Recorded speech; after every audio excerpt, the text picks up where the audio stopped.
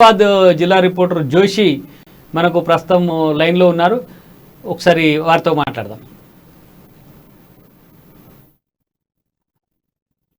ఆదిలాబాద్ జిల్లాలో చూసినట్లయితే రైతు పరిస్థితి పూర్తిగా దయనీయంగా ఉందని చెప్పవచ్చు. అంటే ఏదైతే నీళ్లు అంటే తెలంగాణ ఉద్యమానికి సంబంధించినటువంటి ప్రధానమైనటువంటి నీళ్లు, నిధులు, నియామకాలు అనేటటువంటి నినాదం ఈ మూడు పదాల్లో కనుక చూసుకున్నట్లయితే నీళ్లు, ఈ నీళ్లకు సంబంధించి వినియోగం చూసుకున్నట్లయితే ప్రధానంగా తాగునీటి వినియోగం అనేది చాలా తక్కువ ఉంటుంది. తాగునీటి వినియోగం అనేటటువంటిది దాంట్లో విస్తృతమైనటువంటి అర్థం కలిగి ఉందనేటటువంటి విషయం అందరికీ తెలిసిందే. అయితే ఈ నీళ్లకు సంబంధించినటువంటి విషయం చూసినట్లయితే ఉద్యమ కాలం నుండి కూడా ఇప్పటి వరకు, ఈ తెలంగాణ ఏర్పడ్డప్పటి నుండి కూడా ఇప్పటి వరకు కొనసాగుతున్నటువంటి ప్రభుత్వం పాలకులు ఎవరైతే ఉన్నారో ఈ ప్రాజెక్టుల పేరుననే అత్యధికంగా ఖర్చు చేసినటువంటి విషయము రాష్ట్రంలో, దాదాపుగా దేశంలో అందరికీ తెలిసినటువంటి విషయం. లక్షల కోట్లు ఈ యొక్క ప్రాజెక్టుల పేరున ఖర్చు చేసినటువంటి ఈ ప్రభుత్వం. అయితే ఈ నీళ్లు అనేటటువంటి పదం కావచ్చు, ఈ ప్రాజెక్టుల పేరున ఖర్చు చేసినటువంటి ప్రజాధనం కావచ్చు, దీనికి ఏదైనా ప్రయోజనం చేకూరిందా అనే పరిస్థితి చూసినట్లయితే, క్షుణ్ణంగా పరిశీలించినట్లయితే దీనికి వచ్చినటువంటి ఫలితం చాలా తక్కువగా అని చెప్పవచ్చు. 2014 జూన్ 2న తెలంగాణ ఆవిర్భవించినటువంటి రోజు నుండి చూసుకున్నట్లయితే అంతకంటే ముందు ఉన్నటువంటి పరిస్థితులకు పూర్తిగా రైతులకు సంబంధించినటువంటి గడ్డు పరిస్థితి కొనసాగుతున్నట్టుగా మనము ఖచ్చితంగా ఈ గణాంకాలని బట్టి మనం చెప్పవచ్చు. జూన్ 2 నుండి 2014 జూన్ 2 నుండి సంవత్సర కాలం పాటు చూసినట్లయితే జిల్లా వ్యాప్తంగా కూడా, ఉమ్మడి జిల్లా వ్యాప్తంగా చూసినట్లయితే 97 మంది రైతులు ఆత్మహత్యలకు పాల్పడ్డటువంటి నేపథ్యం. అలాగే 2015లో 118, 2016లో 81 మంది, అలాగే 2017లో 97 మంది రైతులు ఆత్మహత్యలకు పాల్పడగా, 2018లో 65 మంది, 19లో 45 మంది, అలాగే 20వ సంవత్సరంలో 38 మంది ఆత్మహత్యలకు పాల్పడ్డారు. 2021లో 68 మంది, 2022లో 69 మంది.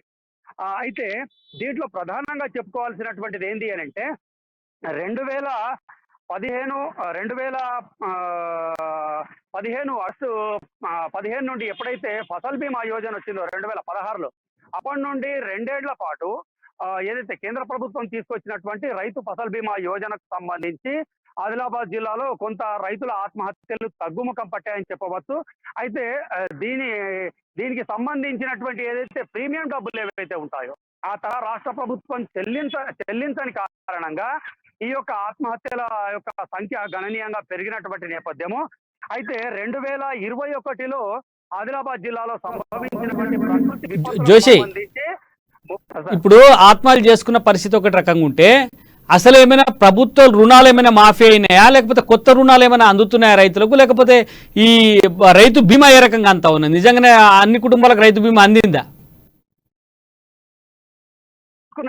అసలు రైతులకు సంబంధించినటువంటి బలవన్ మరణాలకు కారణాలు రైతు రుణమాఫీ ఏకకాలంలో కాకపోవడం, రైతు బీమా అమలు కాకపోవడం, కేంద్ర ప్రభుత్వానికి సంబంధించినటువంటి ఫసల్ బీమా యోజనలో రాష్ట్ర ప్రభుత్వ వాటాగా చెల్లించాల్సినటువంటి ఏదైతే ప్రీమియం డబ్బులు చెల్లించకపోవడం, ఇవి ప్రధానంగా కారణాలైతే అప్పుడప్పుడు సంభవించేటటువంటి ప్రకృతి విపత్తులు అనేటటువంటివి, అది కూడా ఒక రకంగా చెప్పాలంటే మనం రాష్ట్ర ప్రభుత్వానికి సంబంధించినటువంటి అంశంగానే పరిగణించవచ్చు.